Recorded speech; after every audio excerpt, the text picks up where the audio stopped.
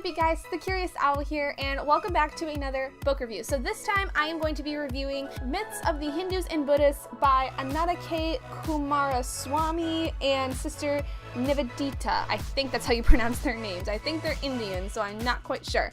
But basically, this book covers a lot of different myths and stories from the Hindu and Buddhist religions. This book specifically covers different epic tales that are told throughout Hindu and Buddhist religion, and it's mostly, in a way, they describe it as similar to the Iliad from the Odyssey and kinds of epic stories like that. It's the same kind of structure and it's almost the same kind of feeling that you get from these kinds of stories, because the Iliad and the Odyssey were really big stories for Greek and Roman people, and so some of the epic tales that are told in this are very similar in their feeling to Indian, Hindu, and Buddhist people. Overall, my thoughts on the book were it wasn't really too bad. It was actually really cool. The stories were actually really interesting to read. However, I did find myself really getting distracted a lot, and I think that maybe because during the stories they kind of dragged on a little bit, and it's not to say that they're bad, because they are historical pieces. They're pieces that have been passed down from generation to generation,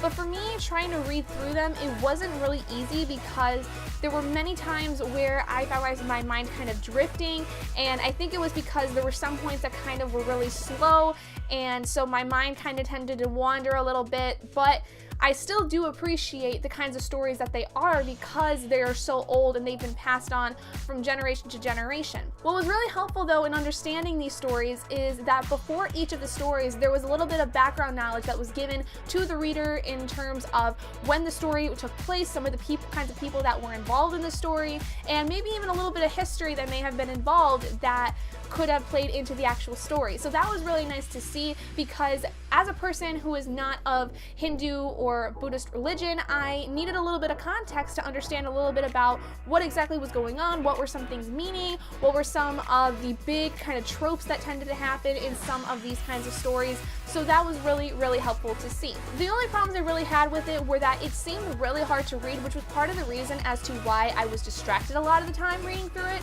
Because it is so old and it is from a different religion, the translations are usually a little bit more formal, so the writing itself was very formal and it was very professional. So I feel that it was really hard for me to read, and I'm not exactly well versed in mythology. I'm becoming better at understanding different things in mythology from different areas, but this is definitely a book that I think is more suited for those people who are well into religion and mythology and things of that nature, and philosophy even, because I feel like they're able to understand it a little bit better as it is their actual field of knowledge. One of the other problems that I did have with it was that there wasn't really any map indicating any of the cities that were mentioned, whether it was actually supposed to be representative of India or anything. Like, there was no real figures or anything that really showed us any indication of where stories were taking place in terms of where they are today, things of that nature. There were a lot of actual pictures that were created over the course of time that were related to these stories, that were inspired by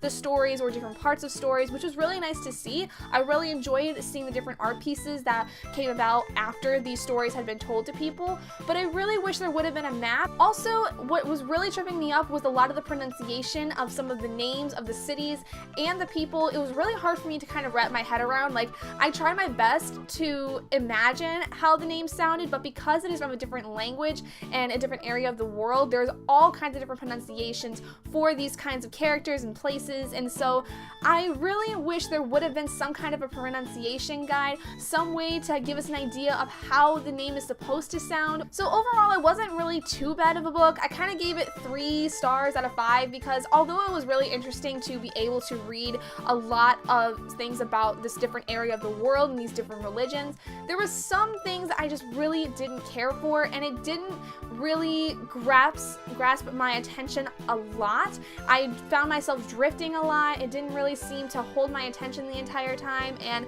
that's kind of disappointing, because I'm really into things of different things of literature, especially mythology. So to see that this book really didn't grab my fancy that much, it's kind of disappointing to me. But if you guys did enjoy this review, please do give it a big thumbs up, and if you're not already and you'd like to be, hit that button down below and subscribe to become an owlet in our flock, and I will see all of you guys in my next video. Bye guys!